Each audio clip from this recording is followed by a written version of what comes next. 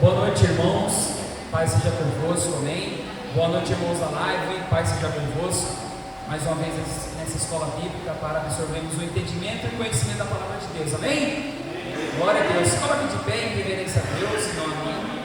Você na sua casa, feche seus olhos, onde você está nesse momento. Pai, estamos mais uma vez na sua presença. Mais uma vez, meu Pai, estudando e aprendendo, absorvendo conhecimento, e que Teu Espírito Santo, Pai, possa me usar para que eu possa transmitir, meu Pai, o avivamento do ministério de Jesus, o ministério avivado de Jesus.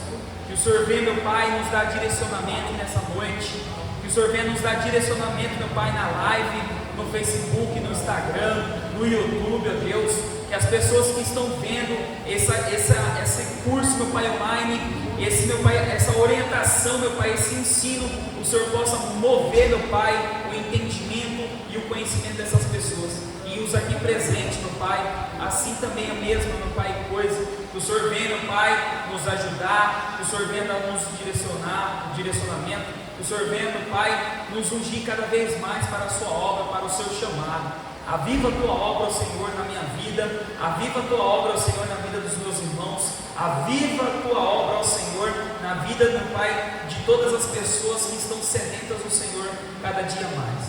E assim te agradecemos em nome do Pai, do Filho, do Espírito Santo de Deus. Amém. Amém, igreja? Amém. Pode se sentar. Glória a Deus. Então, na primeira aula nós estudamos o avivamento no Antigo Testamento, no avivamento espiritual, perdoe, o avivamento no Antigo Testamento, no Novo Testamento, e agora nós iremos estudar o ministério avivado de Jesus, na nossa quarta lição, amém? Então abra aí na sua quarta lição, o ministério avivado de Jesus. O texto áureo diz assim: então pela virtude do Espírito voltou Jesus para a Galileia, e a sua fama correu por todas as terras e em derredor. Lucas 4,14. Verdade prática. O alcance espiritual da vida de um crente avivado revela a extraordinária atuação do Espírito Santo. Vou repetir. O alcance espiritual da vida de um crente, ou seja, de um cristão que segue e tenta seguir os passos de Cristo, é avivado e revela a extraordinária atuação do Espírito Santo. Então vamos ler Lucas 4, do 14 ao 22, amém? Nosso texto em classe, diz assim: então pela virtude do Espírito, voltou Jesus para a Galileia, e a sua fama correu por todas as terras em derredor, e ensinava nas suas sinagogas, e por toda era louvado. E chegando a Nazaré, onde foram criados, então entrou no dia de sábado, segundo o seu costume, na sinagoga, e levantou-se para ler. E foi-lhe dado um livro do profeta Isaías, e, quando abriu o livro, achou o lugar em que estava escrito. Jesus abriu o livro, e olha o que está no verso 18, diz assim: o Espírito do Senhor é sobre mim, porque me ungiu para evangelizar os pobres, e enviou-me para curar os quebrantados do coração, e apregoar a liberdade aos cativos, e dar vista aos cegos, e pôr em liberdade os oprimidos, e anunciar o ano aceitável do Senhor. E cerrando o livro e tornando dali ao ministério, assentou-se aos seus olhos de toda a sinagoga, e estavam fitos, ou seja, fixos nele. 21. Então começou a dizer-lhes: hoje se cumpriu a escritura em vossas vidas, ou ouvidos. E todos lhe deram testemunho, e se maravilharam das palavras de graça que saíam da sua boca, e diziam: não é este o filho de José? Amém, igreja? Então, nessa lição de hoje, nós estudaremos firmemente sobre o ministério avivado de Jesus. Quando falamos de ministério, falamos o que? De função. É dado um propósito a ele, uma função para exercer, e no caso de Jesus, exercer com excelência, né? Ele exerceu com excelência, ele foi um homem perfeito, um homem Deus perfeito. É o homem Deus e o nosso Deus a ser seguido, a ser o espelho para mim, homem, para você, mulher também. Vamos à introdução.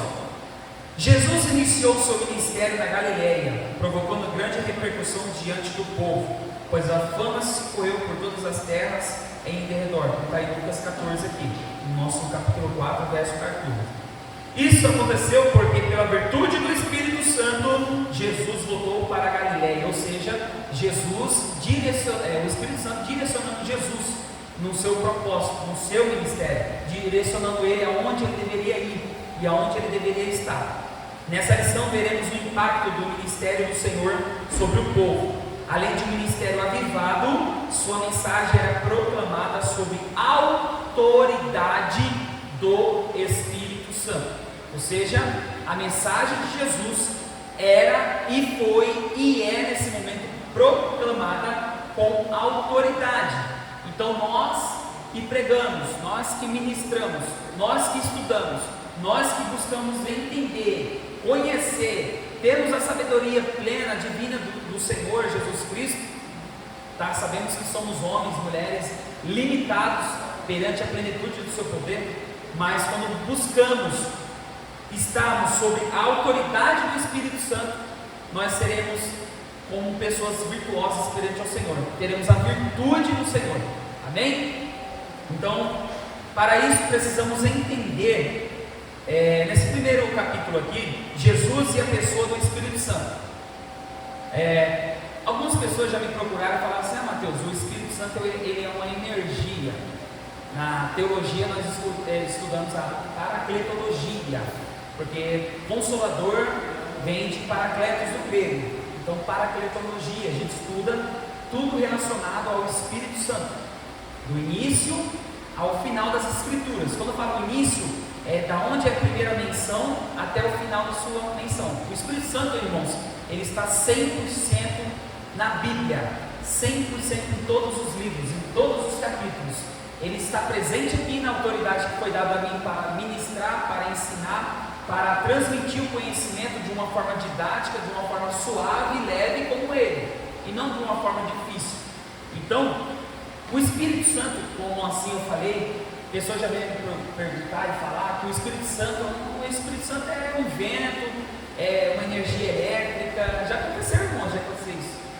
Mas precisamos entender que na Trindade, Pai, Filho e Espírito Santo, quando falamos do Espírito Santo, nós falamos de uma pessoa. Mateus, como assim? Se vocês forem em Efésios capítulo 4, verso 30, e eu não vou aqui dar um ensino de paracletologia completo, já ministrei algumas vezes aqui na igreja, mas um dia eu pretendo só falar da Trindade, de Deus, né? Estudar tudo mais profundo sobre Deus, aqui nós, né? Jesus Cristo e também o Espírito Santo. Mas quando a gente fala do Espírito Santo como pessoa, Mateus, como é que você se baseia e como na apostila está Jesus e a pessoa do Espírito Santo? Dizer que ele é uma pessoa, e ele é realmente uma pessoa. Uma das bases está, a Bíblia dá milhares e milhares de bases e fundamentos para eu afirmar isso, e também na apostila aqui, trazendo um estudo. Efésios capítulo 4, verso 30, vai dizer assim, na Nova Almeida Atualizada, e também na ARC: não entristeçam ou não entristeçais o Espírito Santo de Deus, com o qual vocês foram selados para o dia da redenção. A energia elétrica, ela se entristece? Ela machuca, amém? Eu sou eletricista. Graças a Deus faz um bom tempo que eu não tomo choque, mas pense um negócio que dói e deixa os braços dormentes. Depende da tensão, né? Mas ela não fala, amém? O Espírito Santo é uma pessoa, ele tem ciúmes, ele se entristece, ele cuida, ele zela, ele se preocupa com você. Quando falamos de Consolador, quando Jesus falou: e eu pedirei ao Pai o Consolador, né, para deixar ele estar conosco, dentre vós entre vós e dentre vós, ou seja, dentro de nós. Quando falamos Consolador, falamos do Paracletos, o juiz, o conselheiro, o advogado, o amigo, fiel amigo. Então ele é uma pessoa. Não devemos entristecer o Espírito Santo. Então, se vocês ou você na live não tem esse entendimento, começa a ter. O Espírito Santo, ele tem personalidade, ele tem características e também ele tem virtudes, ele tem poder. É dado o mesmo poder do Pai, do Filho e do Espírito Santo. Amém? Então, por isso que eu falo que ele é a terceira pessoa da Trindade. Então vamos um primeiro subtópico aí. O Espírito Santo na vida de Jesus. Para nós falarmos sobre o ministério avivado de Jesus, precisamos falar de quem? De Jesus, do Espírito Santo, a pessoa e também de Jesus.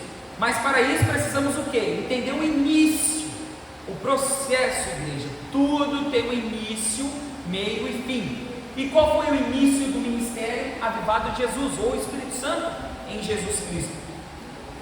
No nascimento. Observem aí, na leitura, após esse subtópico aí, o Espírito Santo na vida de Jesus. Preste atenção, hein? No nascimento.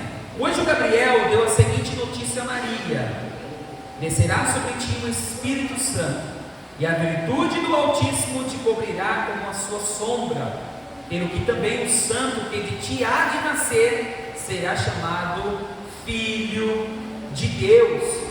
Igreja, aqui nós vemos claramente o papel do Espírito Santo como executor divino do ministério de Jesus. Ou seja, descerá sobre ti o Espírito Santo, e a virtude do Altíssimo te cobrirá com a sombra, pelo que também o santo que há de ti nascer será chamado de Deus. E quando nós falamos de virtude, quando nós falamos, algumas pessoas têm a dificuldade de procurar a palavra. Eu separei uma forma mais técnica, eu tenho o meu próprio entendimento nessa parte da virtude, mas eu procurei uma linguagem mais técnica e talvez mais fácil, mais compreensível para nós, vocês também entenderem. Quando falamos de virtude, e a palavra diz virtude, que ele terá virtude, é a disposição constante do Espírito que nos conduz a exercer o bem e evitar o mal. É Ele que vai nos ajudar a praticar o bem, é Ele que vai nos ajudar, nos aconselhar, nos direcionar a praticar a verdade. O que mais Jesus falou é sobre a verdade, como devemos agir, como devemos comer, como devemos se fraternizar, sermos amigos, como nós devemos ajudar a estar mais próximo de Deus, como nós podemos ser guiado pelo Espírito Santo no ministério, nosso propósito. E para isso, para essa disposição constante, o Espírito Santo irá nos conduzir a exercer o bem e evitar o mal. Todos nós sabemos, eu gosto e eu sou enfático em repetir Gálatas 5, capítulo 5 de Gálatas, quando Paulo fala sobre os frutos da carne. Amém? Depois, com curiosidade, você vai lá no capítulo 5. Ou seja, tem todos os frutos da carne que ele expõe ali, no final, entre ele, é semelhante a estes. Ou seja, ele ainda deixa, ele não bota um ponto ali apenas, senão as pessoas iriam falar: nossa, ele só falou disso, então posso matar, posso roubar. Não, coisa semelhante a essas. Aí depois ele fala: agora buscai os frutos do Espírito. Quando falamos de fruto, falamos de alimento. Quando falamos de fruto, falamos de proteína. Quando falamos de fruto, falamos de virtude. Quando falamos de fruto, é buscando a paz, é buscando a benignidade, o amor, domínio próprio, mansidão, felicidade. E Paulo nos ensina isso. E quem é que vai exercer essa virtude? É o Espírito Santo, que é proveniente da parte de Deus. Então, o conjunto de todas ou qualquer boas qualidades morais. Quando nós falamos que somos cristãos, eu sou cristão. Por que você é cristão? Porque eu procuro me espelhar no meu mestre, eu procuro me espelhar na pessoa a quem é perfeito, foi perfeito e é o exemplo máximo para mim. Então, no nascimento de Jesus, descerá sobre ti o Espírito Santo, e a virtude do Altíssimo te cobrirá com a sombra, pelo que também o santo há de ti nascer, será chamado Filho de Deus. Ou seja, meu amigo e minha amiga, e meu amado e minha amada irmã, o Espírito Santo será a nossa sombra, ele tem que ser o nosso reflexo. Nós temos que ser o reflexo do caráter de Deus, da moralidade. Deus tem um caráter e o caráter dele é imutável, não muda. Não muda. Então é isso que devemos buscar. Pode perceber que quando nós encontramos uma pessoa cristã, ela não precisa se autodeclarar, não. Você percebe o que? Nas atitudes dela, dentro, fora do trabalho, na sua casa, com seus filhos, na igreja, em qualquer lugar. É assim que nós vemos a virtude daquela pessoa. Aquela irmã, aquele irmão é um cristão. Ele serve a Deus. Ele tem os caráteres semelhantes ao de Cristo, aos passos semelhantes ao de Cristo. Aquele homem, aquela mulher, eles são guiados pelo Espírito Santo. Ora, quem já passou por uma situação em que uma discussão entre um amigo, ou um irmão, ou uma esposa, marido e mulher, ali no momento de afobação, no momento de dívidas, toda aquela loucura, né, que nós seres humanos passamos por isso, quando nós estamos com o Espírito Santo, cheio com o Espírito Santo, nós teremos a sabedoria em administrar o nosso emocional, o nosso espinho. Todos nós aqui temos defeitos, todos nós aqui temos uma fraqueza, e é nessa fraqueza que o poder de Deus vai se aperfeiçoar. É para você dar lugar, é para você buscar nas Escrituras, mergulhar nas Escrituras. Então esse foi e é o papel do Espírito Santo no início, no nascimento de Jesus. Aqui vemos o papel do Espírito Santo, que é o grande executor do ministério de Cristo. Agora vamos aí para o B. Falamos do nascimento, no início. Vamos para o B, que no caso será o batismo. Todos nós, aqui cristãos, né, você da live, se você não conhece, irei falar um pouco sobre o batismo. Antes de iniciar o seu ministério na Galileia, Jesus submeteu-se ao batismo de João. João quem? João o apóstolo, que foi o discípulo dele? Não, João Batista, amém? No Rio Jordão. Ao sair da água, olha só, igreja, viu o Espírito de Deus descendo como pomba e vindo sobre ele, eis que uma voz do céu dizia: este é o meu filho amado, em quem me comprazo. Isso está em Mateus capítulo 3, verso 16 e 17. Ou seja, comprazo, esse é meu filho que eu tenho prazer, Deus está falando ali, prazer de anunciar para vós, humanidade, que esse meu filho eu tenho satisfação, eu me comprazo com ele, eu tenho uma alegria em dizer que esse é o meu filho. E observem que muitas pessoas perguntam, né, Mateus, mas Jesus não poderia batizar João Batista ali? E também foi falado isso na Bíblia, né, relatado. Mas por que Jesus se batizou, sendo que não precisava, por ele ser filho de Deus, por ele ser um Deus? Se a gente olhar a igreja, vamos olhar racionalmente. Se isso acontecesse, nós poderíamos julgar se Cristo, por exemplo, não fosse batizado. Haveria muitas, se hoje tem, como eu falei em um estudo feito, 33 mil religiões no mundo. Você imagina se isso acontecesse? Eu não vou me batizar porque Jesus Cristo não te batizou, então eu não preciso me batizar. Eu não preciso ser cheio do Espírito Santo porque o Espírito Santo não vai descer sobre mim, porque, cara, o que está narrado aqui na Bíblia foi com uma pessoa, foi com um homem, mas não foi com Jesus Cristo. Ele não foi o maior exemplo? Olha a proporção que tudo isso ia gerar. Mas Jesus, com seu propósito, né, sábio, né, guiado pelo Espírito Santo, pelo poder do Espírito Santo, aconteceu o quê? Viu o Espírito de Deus descendo como pomba e vindo sobre ele. E não como muitos pregam, veio a pomba, né, como está aqui, representando um dos emblemas da nossa igreja do Evangelho Quadrangular, aqui também na frente. Veio a pomba em forma do Espírito Santo lá, representando o Espírito Santo, ficou no alto e pronto. Não, ele veio sobre Jesus Cristo. E observem só, e este é o meu filho amado. Perdoe-me, igreja, desceu sobre a pomba e vindo sobre ele. E eis que uma voz do céu dizia: este é meu filho amado, a quem eu me comprazo, ou seja, a quem eu estou feliz de anunciar para vocês. Vamos seguir. Era uma manifestação indubitável da Santíssima Trindade, o Pai declarando Jesus como seu Filho amado, o Filho Jesus saindo da água e o Espírito Santo materializando em forma de pomba, descendo sobre ele. É por isso que quando nós nos batizamos nas águas, quando nós realmente nos arrependemos e reconhecemos os nossos pecados, realmente entendemos quem é o Filho de Deus, realmente nós nos arrependemos e nós confessamos verdadeiramente que amamos a Jesus, pode ver que no batismo a manifestação do Espírito Santo é presente. As pessoas começam a chorar, algumas pessoas nem choram, ficam paralisadas. Há várias manifestações de expressões.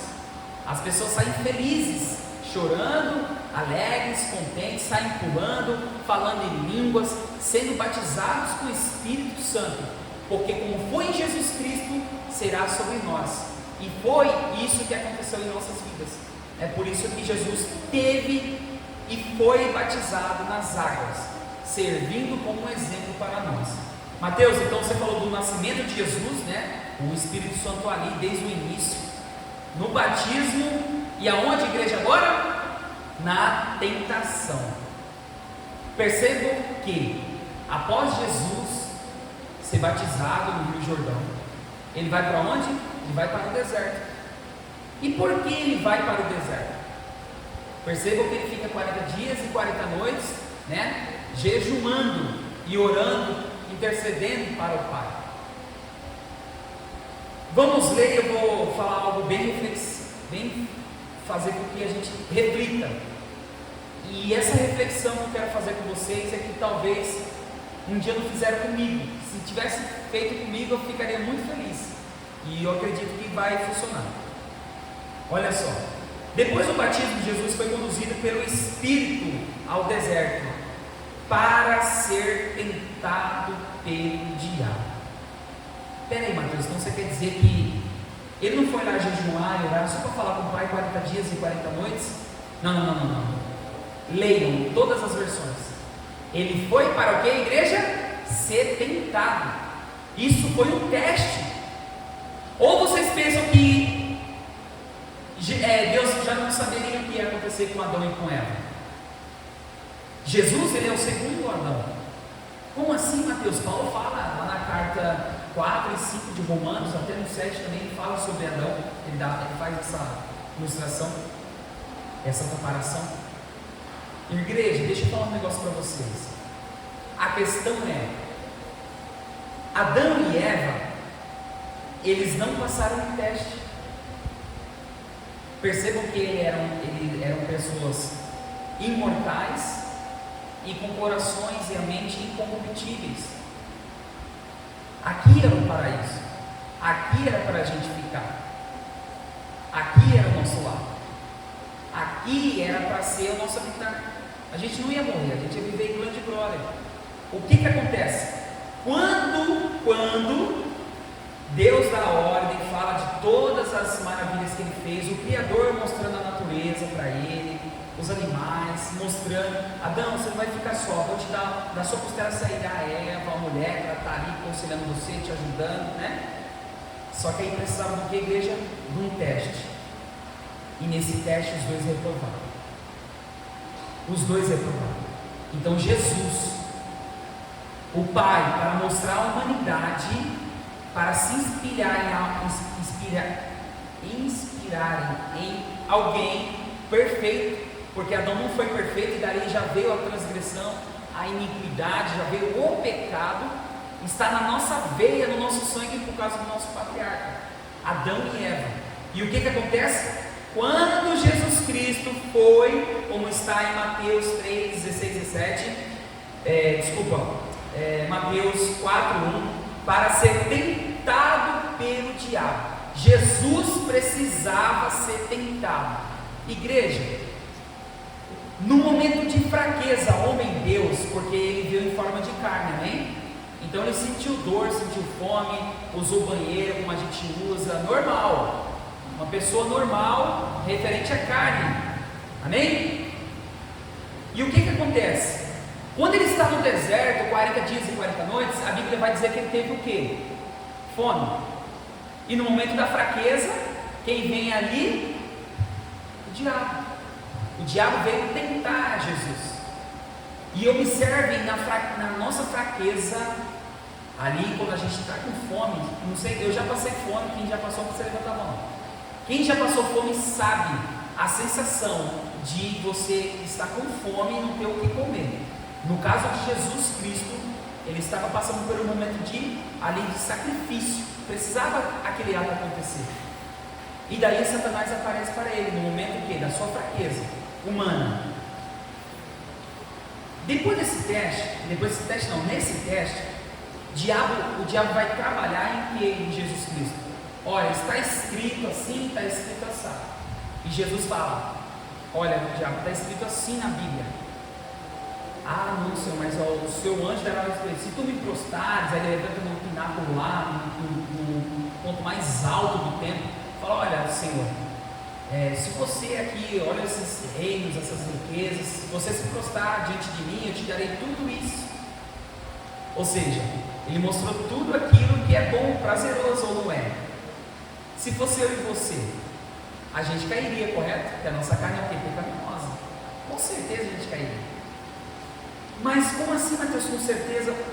Observe, a igreja, que Satanás, quando ele vem destruir alguém que tem um propósito, e eu quero que vocês frisem nessa lição, se nós não estamos com o Espírito Santo, se nós não estamos na busca da santidade, das virtudes de Deus, dos dons do Espírito Santo, se nós não tivermos a leitura constante da palavra, no entendimento, no conhecimento, a gente cai. É por isso que eu falo que nós cairíamos. Mas Cristo foi lá e provou, falou: Satanás, Adão caiu, Eva caiu, todos os homens caíram, mas eu sou o filho unigênito do Pai, e eu não cairei. Aí o que acontece após isso? Veio os anjos e o que? A palavra vai dizer o que? Que os serviram. O que serviu ali? O que vocês entendem de servir? 40 dias e 40 noites, irmão, sem comer, sem beber. E aí?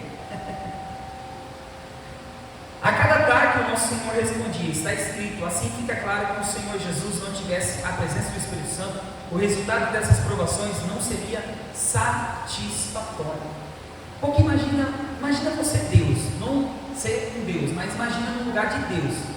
Você fez a sua obra-prima, a mais bela de todas, porque se você for ver Ezequiel, os querubins que lá estão, rosto de homem, rosto de boi, rosto de águia, rosto de leão, eles têm umas formas meio estranhas, e é por isso que Ezequiel é conhecido como um profeta maluco.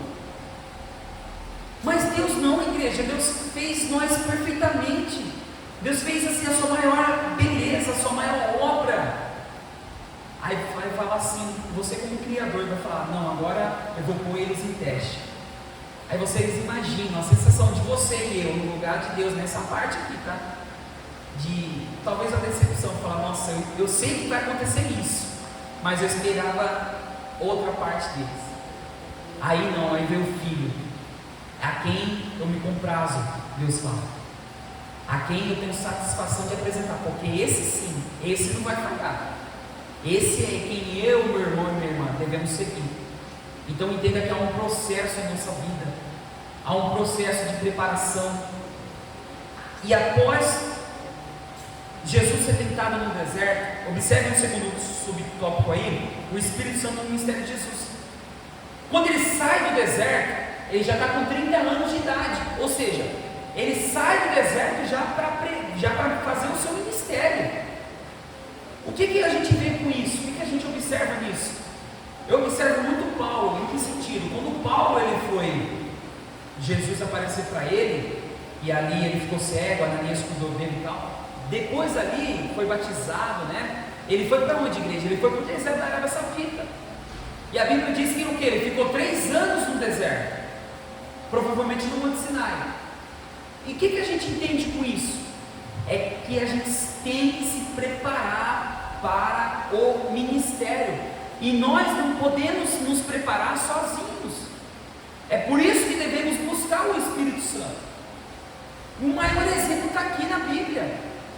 Ora, você como mãe, você como pai, você não vai orar pelo seu filho, você não vai implorar para que Deus, Senhor, que o Senhor revista da sua couraça, da sua justiça, do seu capacete, ou seja, revista o meu filho com o Espírito Santo, que ele possa ser um grande pregador, que ele possa ser um grande evangelista, que ele possa ser um bom cristão diante dos seus olhos.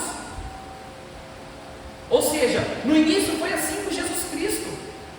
Aí veio o quê? Vemos os nossos filhos o quê? Nós vemos, né, eles serem batizados. E sabemos que após o batismo, ou após esse processo, ele vai passar por quê? Por tribulações, vai entrar na pré-adolescência, vai entrar numa fase de querer descobrir o mundo, coisas novas. Entenda essa comparação, que há um processo para nós. Jesus começou seu ministério com 30 anos de idade, igreja. 30 anos. E para se preparar para 30 anos de 3 anos de ministério. Enquanto muitas pessoas, às vezes, né, pastor, já quer um ministério assim, já entrei na igreja, com 2 meses eu já quero um cargo, com 1 ano eu quero ser pastor, com 2 anos eu quero ter a minha igreja, dar um pé na bunda do meu pastor, da minha pastora, e com 5 anos está com milhões de denominações pelo mundo. Não é assim, cara. Tem um processo, e esse é o processo. Com cerca de 30 anos, Jesus iniciou seu ministério terreno, depois de voltar do monte da tentação no deserto da Judéia, pela Galileia. A leitura bíblica em classe dessa lição mostra que Jesus foi ungido pelo ministério para evangelizar os pobres. E acabamos de ler a leitura em classe, está em Lucas 4, do 14 ao 15 em diante, ao 25 também. Ele veio para pregar o evangelho aos pobres, pode grifar isso aí, tá? Curar os quebrantados de coração, os humildes, os cansados e oprimidos. Cansados de viver. Quantas vezes nós estamos na nossa vida cansados, sobrecarregados de muitas coisas? O mundo, a informação está cada vez mais rápida, e com isso está se sobrecarregando as pessoas, os humanos. As pessoas não vivem mais. As pessoas vivem tão ocupadas que não tiram o seu tempo para ler a palavra. Eu dei até um exemplo sobre mim. Às vezes eu olho e falo, anotar o que eu faço, tanto para a obra, tanto na minha vida pessoal. Eu falo, Senhor, como é que eu consigo administrar tudo isso sem que eu fique desequilibrado, sem que eu fique maluco da cabeça? Tudo que eu haja com naturalidade, com administração, é só a graça proveniente dele, é só a sabedoria, o entendimento e o conhecimento vindo dele. O temor ao Senhor, já dizia o grande Salomão, o princípio da sabedoria é temer ao Senhor. Se você teme ao Senhor, já é o princípio da sabedoria. Não é a sabedoria, é o princípio para você ter o entendimento e o conhecimento, não pleno, 100%. Você não vai conseguir, nenhum humano vai conseguir entender Deus. Devemos entender o essencial. Não queiram fazer como muitos estudiosos. Eu até tenho um conselho para alguns jovens da empresa lá, alguns colegas da empresa, e também alguns aqui.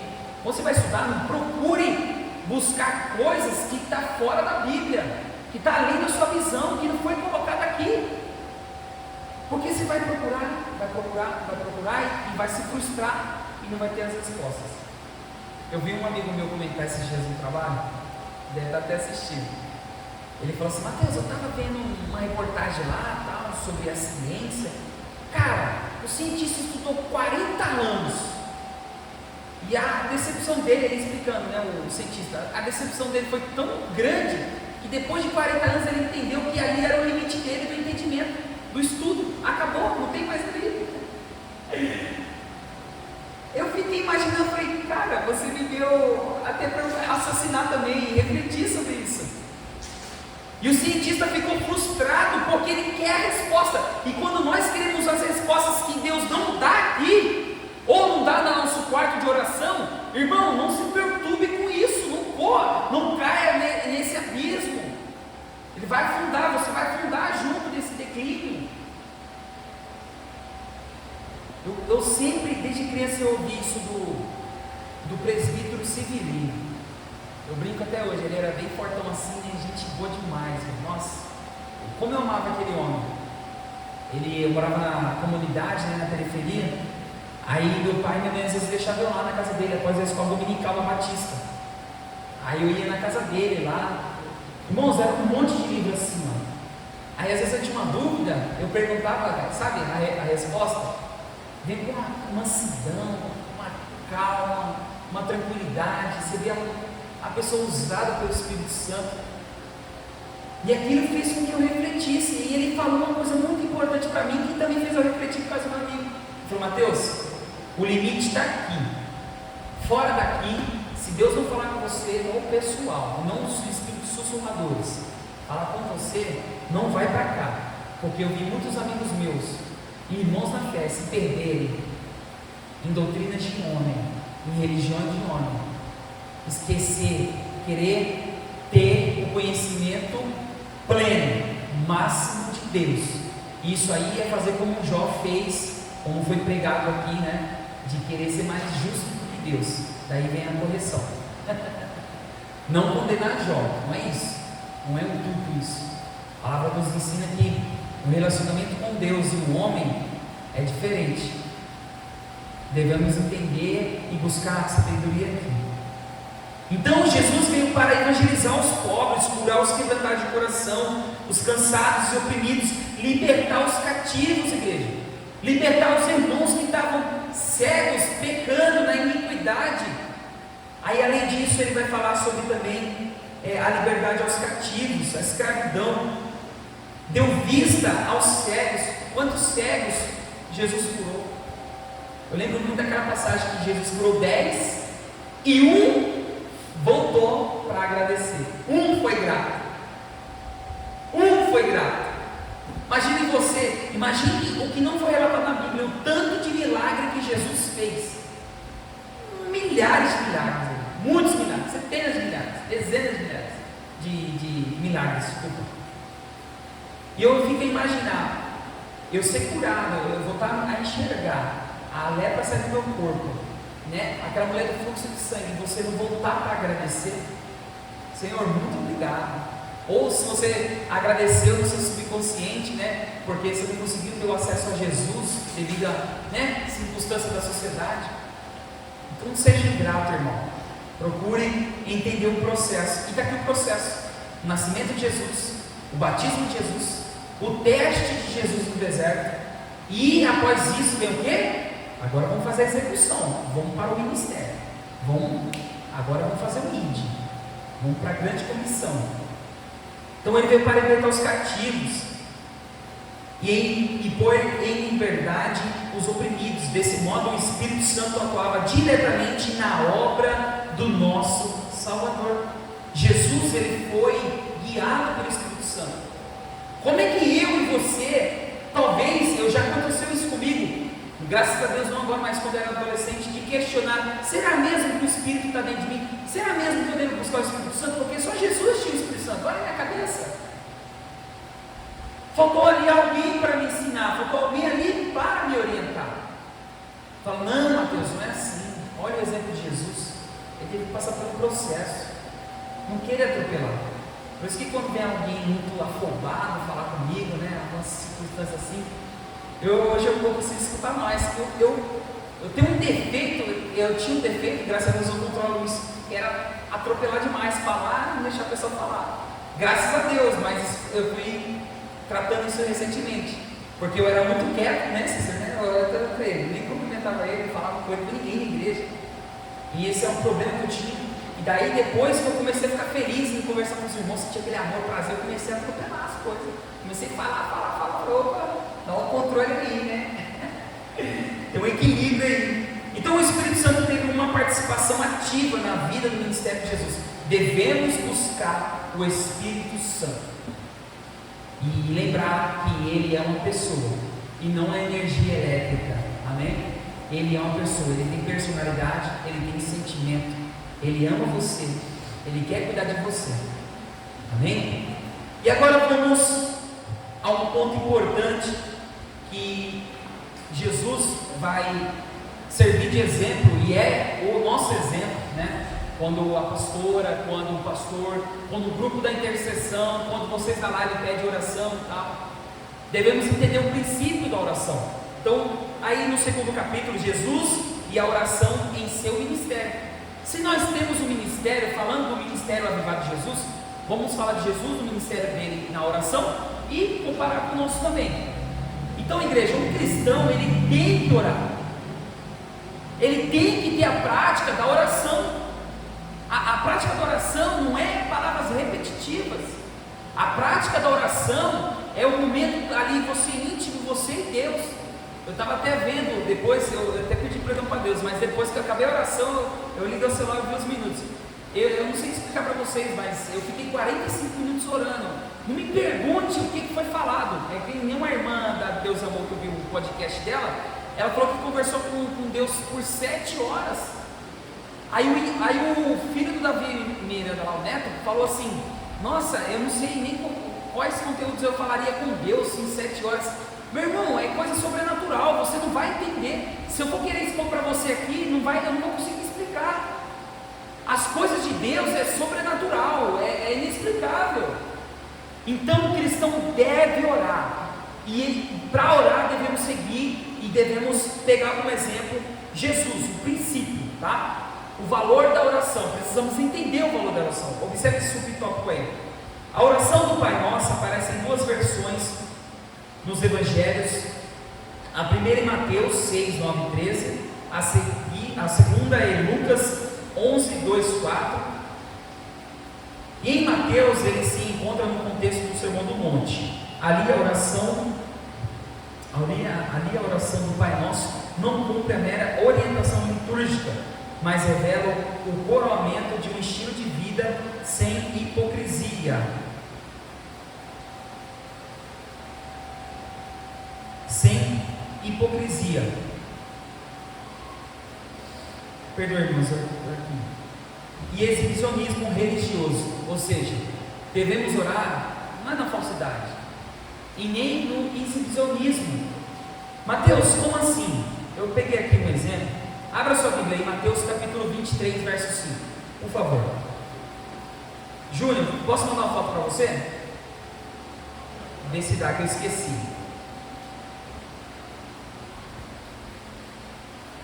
Glória a Deus. Mateus capítulo 23, verso 5.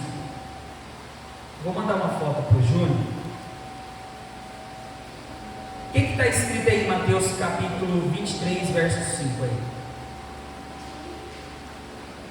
Mateus capítulo 23, verso 5. Quando falamos de não orar como hipócritas, tá? Ou com exibicionismo, a palavra de Jesus vai nos ensinar, principalmente quem agia assim que eram os fariseus. Homens entendiam a Bíblia de cima para baixo, os Pentateucos, entendia, sabia, tinha boa locução, se vestiam com umas roupas maravilhosas, mas não viviam com uma graça por dentro, não viviam com o Espírito Santo dentro deles. Eles falavam palavras para exibicionismo, palavras de hipocrisia, apenas para tentar convencer o ego de cada das pessoas presentes ali. Olha só o que está escrito no verso 5. Jesus diz: praticam todas as suas obras, falando dos fariseus, a fim de serem vistos pelos outros, pois alargam os seus filactérios e alongam as franjas das suas capas. Alguém sabe me dizer o que é o filactérios? Juninho, você já está aí, né? Chegou para você, Juninho? Pode colocar na tela aí, por favor. Está ligado aí? Ah, é verdade. Esqueci, desculpa. Vou mandar no grupo da igreja. Todos são no grupo da igreja aí? Vou mandar no grupo da igreja. Aí vocês que estão com o celular, vocês observem aí. Filactérios. O que é filactérios? O que Jesus falou sobre isso aí? Porque Jesus estava falando com o exibicionismo, que os fariseus usavam isso para se exibir. Os filactérios eram caixinhas feitas de couro que eles aplicavam na sua testa, no centro da testa e no braço esquerdo direcionado para o coração, tá? Nesse filactérios aí na cabeça, tinham 4 compartimentos. 4 compartimentos. E dentro de cada compartimento tinha um pedaço de manuscrito, no caso ali pergaminho, enfim, um verso. E eles pegaram o Êxodo capítulo 13, verso 1 ao 10, colocavam no lado do filactério. Aí no outro ele colocava Êxodo capítulo 13, verso 11 e 16. Aí no outro compartimento, eles colocavam Deuteronômio 6, 4, 9. E no outro Deuteronômio 21, 13 e 21. Na cabeça. Os fariseus, tá? Faziam isso. Aí Jesus fala sobre isso. Aí eles colocavam. E aqui, no braço esquerdo, a mesma coisa. A diferença era que não tinha compartimento. Então era um pergaminho um pouco maior, com todos os versos de uma vez só. O que eu quero dizer com isso? E a costura do filactério era relacionada às 12 tribos. Quando Jesus fala disso, já viu aquele ditado? Olha, o Mateus quer colocar a melancia na cabeça para se aparecer. Já viu esse ditado? E quando Jesus fala aqui no verso 5, observem aí, ó. Por que eu estou falando isso, igreja? Faz parte do conteúdo da oração, tá? Praticam todas as suas obras a fim de serem vistos pelos outros, pois alargam seus filactérios, alongam as franjas das suas capas, gostam do primeiro lugar nos banquetes e das primeiras cadeiras nas sinagogas, enfim. Aí Jesus vai falando, capítulo 23 é sobre a hipocrisia dos fariseus. Aí Jesus fala que esses fariseus, além de, porque o padrão geralmente era 5 centímetros de largura e de comprimento, esses filactérios na cabeça, está aí no grupo aí que eu mandei. Aí Jesus fala que eles alargavam a igreja, para mostrarem para as pessoas que o que estava ali era muito grande, muito valioso. Olha, o que eu coloquei aqui foi mais do que os 4 referências bíblicas dos Pentateucos, coloquei muito mais aqui. Eu estou centrado em Deus, olha, eu estou direcionado por Deus, eu estou colocando aqui a Torá, aqui, o Pentateuco todinho aqui, ó, na minha cabeça. Olha, Senhor, aqui no meu braço esquerdo está direcionada a tua palavra que vai em torno do meu coração, tá? Mas na verdade viviam como o quê? Hipócritas. Entendiam, decoravam, porque a tradição judaica, né, as crianças tinham que decorar até um determinado tempo, até seguir a profissão do pai. E o que eu quero dizer com isso? Dessa forma a pessoa avivada se dirigia de Deus com o Pai Nosso, ou seja, quando eu estou falando desse filactério, a gente não deve orar, por exemplo, quando sobe no altar, quando está diante de Deus, da pastora, do Espírito Santo, quem for as pessoas, nós devemos orar de coração, mesmo que você erre e gagueje, não que você tem que ser fazer de qualquer jeito para Deus, não é isso que eu estou querendo dizer aqui, mas genuinamente, sem exibicionismo, sem querer falar hipocrisia, falar coisas que não estão vindo do seu coração. E eu falo isso diretamente quando você está na sua casa. Como eu dei exemplo, eu fiquei 45 minutos orando com Deus ali, um negócio muito forte ali. Eu estou falando com meu amigo, uma pessoa que eu posso me refugiar ali e expressar. Porque assim como o Jó estava precisando falar do seu sofrimento, da sua angústia, ali naquele momento ele desabafou com os seus amigos.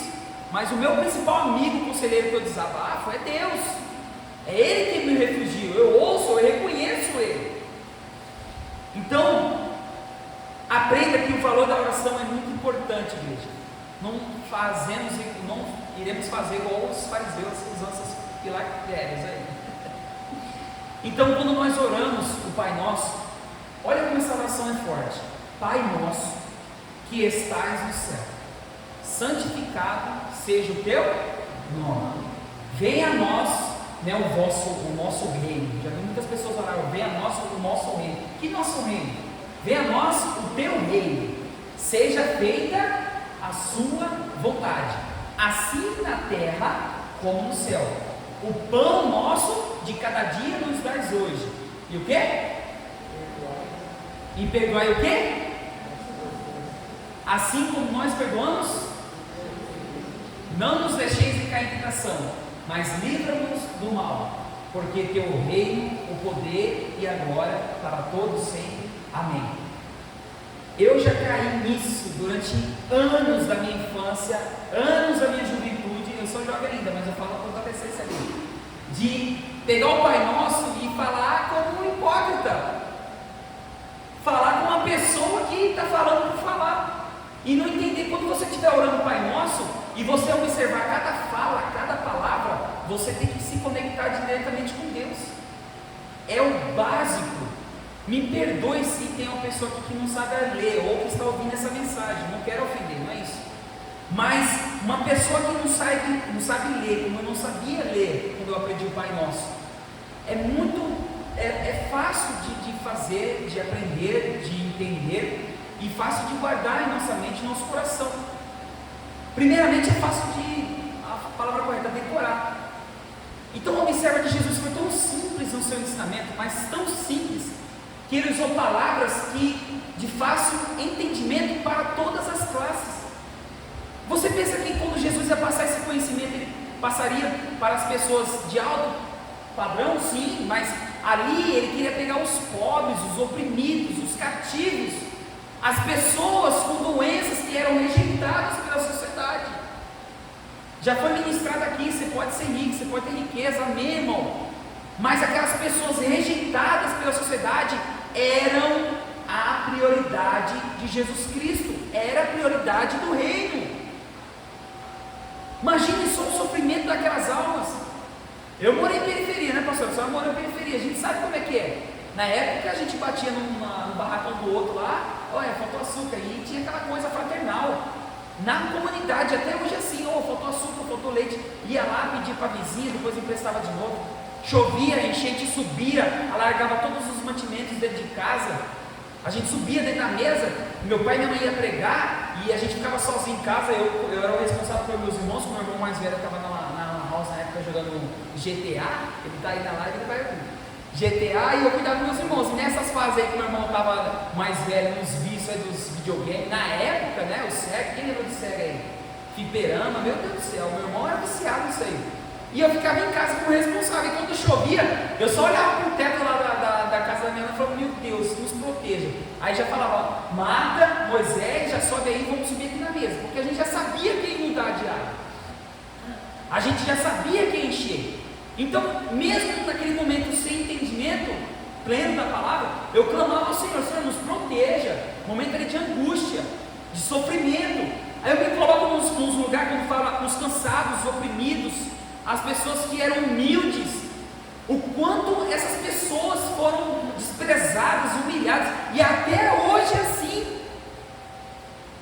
Aí eu falo, porque o cristão tem que colocar como eu coloquei na minha vida, não hoje, graças a Deus, mas a riqueza em primeiro lugar?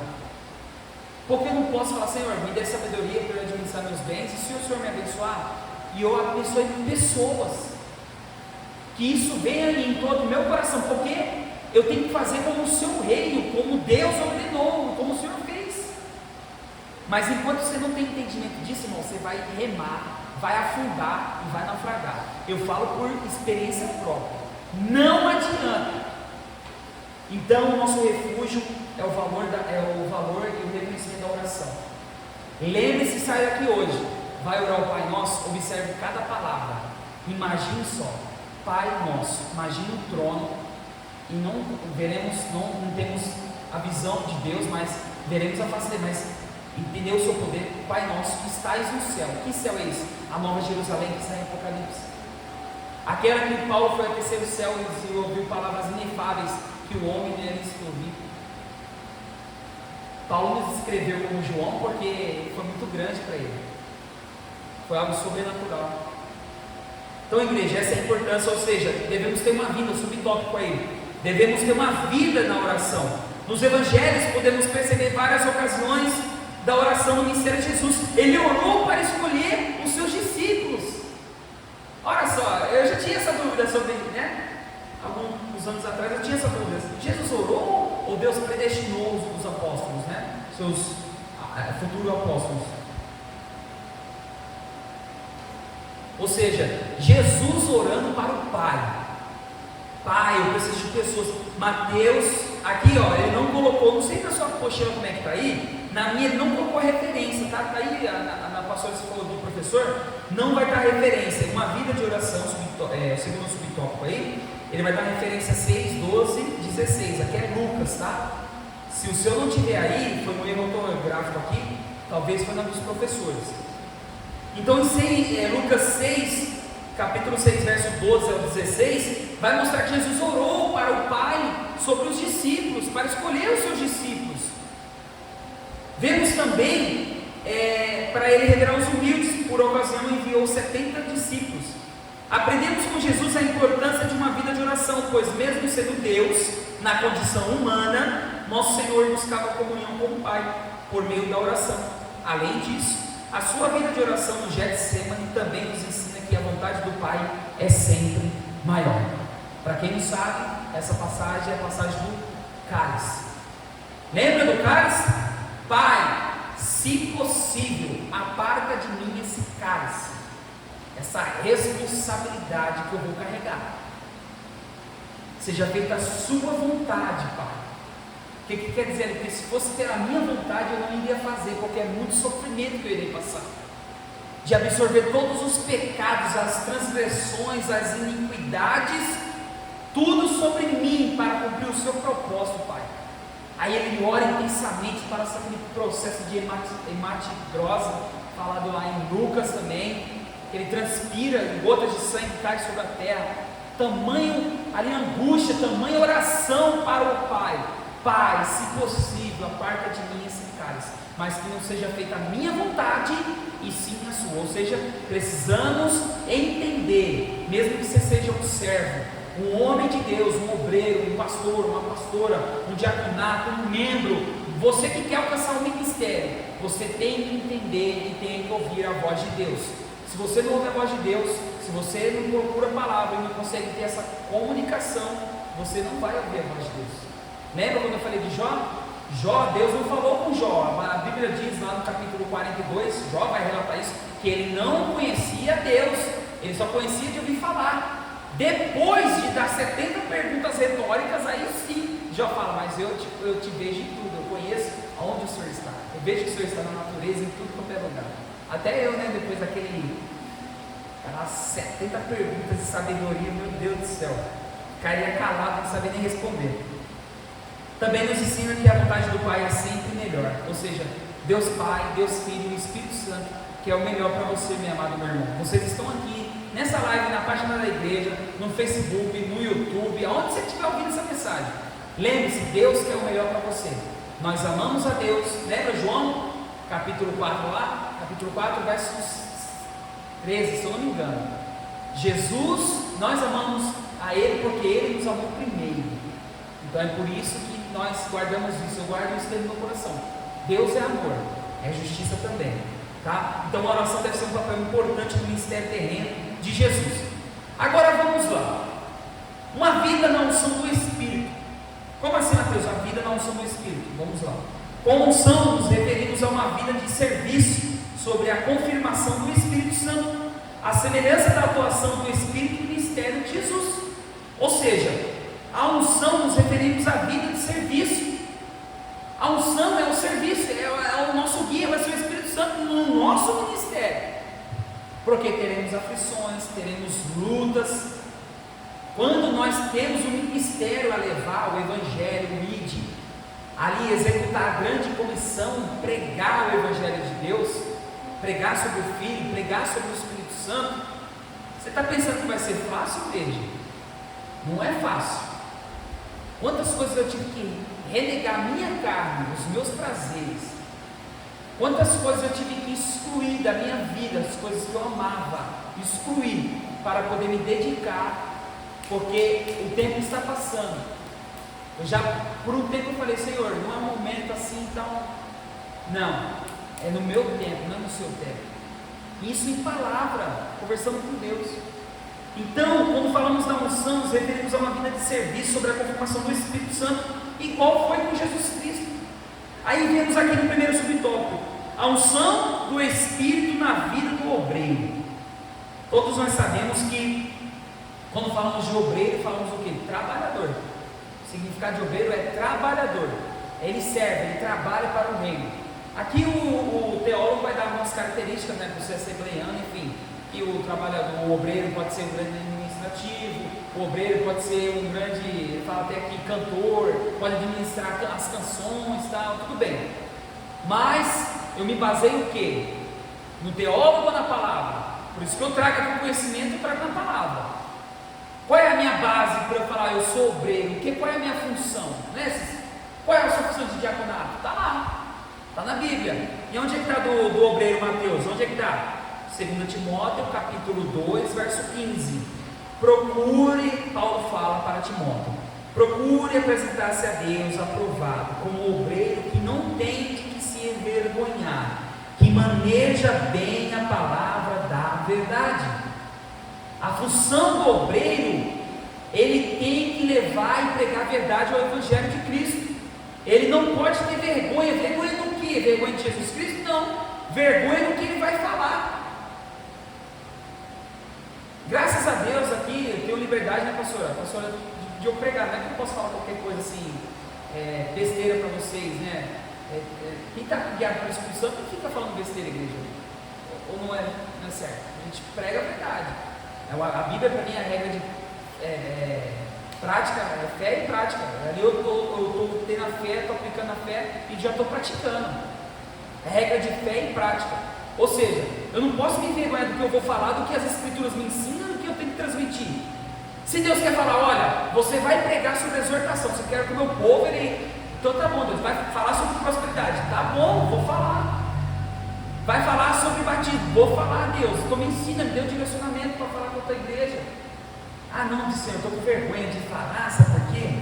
Eu sou um obreiro, mas a minha vida lá fora é meio estranha, sabe Deus? Aí eu vou falar de exortação, aí algumas pessoas me conhecem aí, tá ligado, mano? Aí vai ficar meio embaçado do meu lado, sabe? Eu não vou ter credibilidade, eu vou me sentir vergonha. Então, aprovado como obreiro que não tem que se vergonhar, que maneja bem a palavra da verdade. Tem que manejar as Escrituras.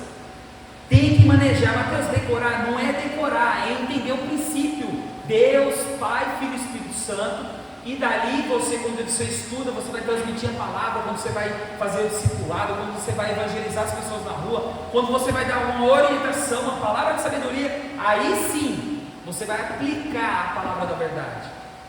Isso é o obreiro. Amém? Quando eu comecei a desenvolver o meu ministério, eu tive algumas coisas no início que eu falei, Senhor, mas eu sou muito novo, né? Aí a palavra vai conversando comigo, porque eu estou lendo e Deus está falando comigo. É assim que é com todo mundo, não é porque só com Mateus, não é isso. E o ensino aqui não está ensinando isso. É para todos, a regra é para todos, a lei é para todos, a fé é para todos, a graça é para todos, Jesus Cristo foi para todos. Paulo vai dar um conselho ao Timóteo, um jovem pastor, Timóteo, ali um jovem, assim como eu. Olha o que ele vai dizer em 1 Timóteo, capítulo 4, verso 12. Ninguém, Timóteo, despreze por você ser jovem, pelo contrário, seja um exemplo para os fiéis, na palavra, na conduta, no amor, na fé e na pureza. Aí que eu falo para vocês, eu vou ter que quebrar do Mateus aqui, o Mateus vai ter que quebrar a fidelidade, ele vai ter que exercer a fidelidade, ele vai ter que exercer a palavra. Eu vou quebrar o ego dele, que ele não gosta de ler, ele não gosta de ler nenhum livro, a palavra ele não gosta da palavra, mas vai aprender, porque tem coisas difíceis, não consigo entender, mas vai ler sim, Mateus, tá? Pelo contrário, você tem que ser um exemplo, Mateus, para os fiéis, na palavra, na sua conduta. Você tem que ter amor para com o próximo. Você não tem amor ainda, então você tem que aprender a amar. Você tem que amar na fé, você tem que amar na virtude, você tem que ser um amigo, você tem que ser um conselheiro, você tem que amar sua família, você tem que parar de não dar amor para os seus filhos, você tem que tratar bem sua esposa, de tratar bem seu pai e sua mãe. Você tem que agir na pureza.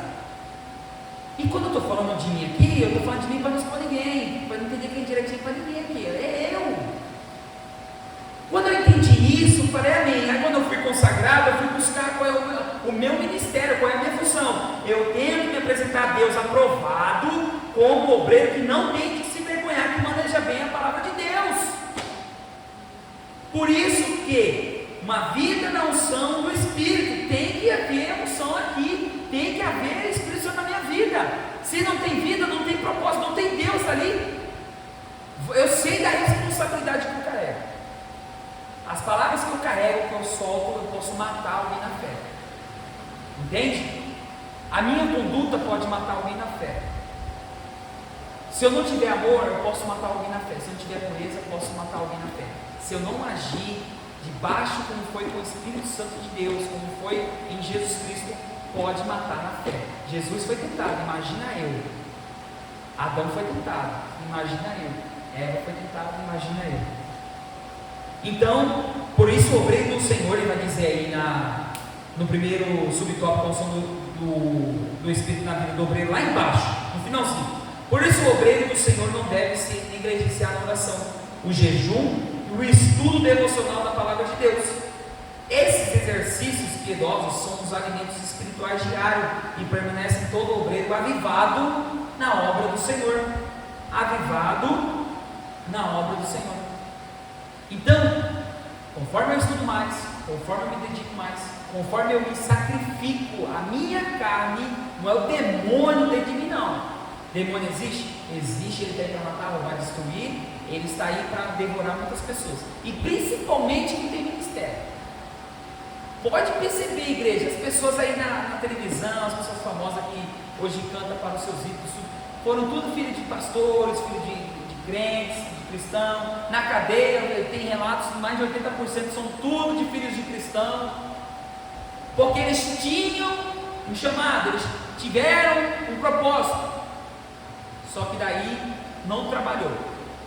Tem uma palavra, a pastora pode me lembrar, que a senhora fala direto, que é cuide-se para fique de pé para não cair, né? Aquele que está de pé, cuide-se para o quê? Se eu não me engano, tem Filipenses, se eu não me engano. Ou seja, eu estou aqui, olha, eu estou indo bem, né? Estou tranquilo, vai nessa. Cadê a Cláudia? Aí, ó, a Cláudia sabe uma luta aí que eu vou batalhar agora quando chegar em casa. O Cícero sabe aí. Mas igreja, faz parte, você vai ter que mexer com a minha mente. Não mexe agora, não vai mexer agora, mas depois sim vou refletir, vou conversar com a pessoa. Mas eu vim aqui cumprir o meu propósito, cara. Eu vim usado, eu vim aqui avivado com o Espírito Santo para trazer o conhecimento para vocês. É a regra de fé e prática, eu estou praticando isso. Não sou melhor que ninguém, não entenda isso. É questão que funciona.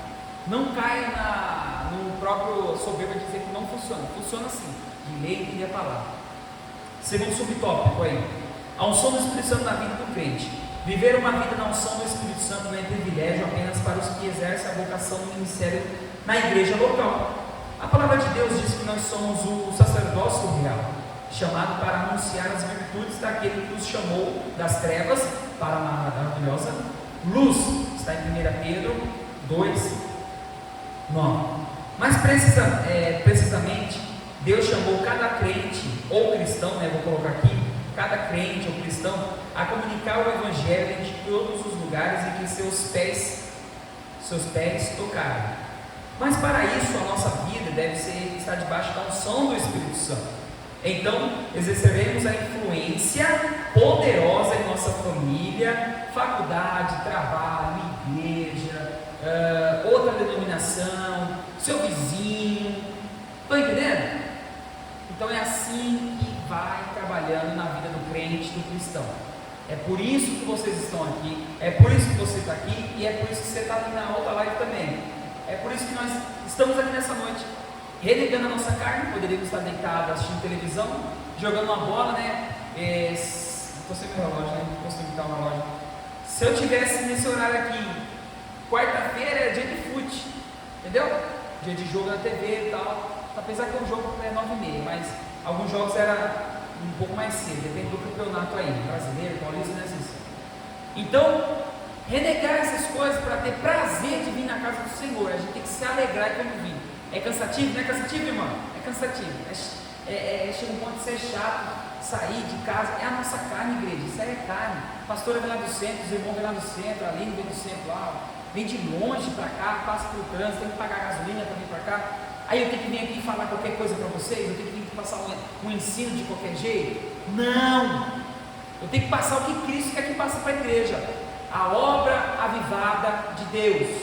A obra avivada de Deus. O avivamento do ministério de Jesus Cristo. É isso que eu vim passar para vocês. Então, igreja, para concluir, nessa lição vimos que o Senhor Jesus teve um ministério avivado porque foi ungido pelo Espírito Santo. Ora, se o Senhor foi ungido, batizado pelo Espírito Santo, por que você vai procurar o batismo do Espírito Santo? Por que você vai negar a pessoa da Trindade do Espírito Santo? Por que você vai exercer os nobres dons? Ah, Mateus, mas é porque eu não recebi ainda, amém.